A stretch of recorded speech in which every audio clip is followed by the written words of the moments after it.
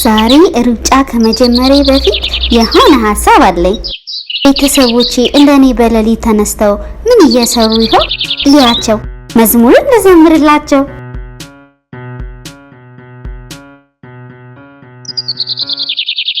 ወንድሜ ሐሳብ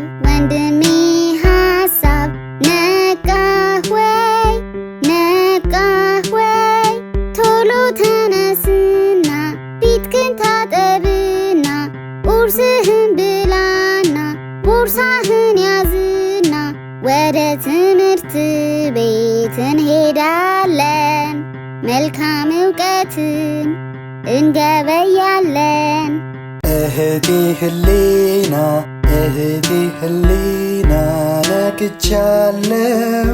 ነቅቻለሁ ቁርሴንም በልቼ ቦርሳዬን አንግቼ ተዘገጃጅቼ ደውል ሳይደውል እደርሳለሁ። መልካም ዕውቀትን እገበያለሁ።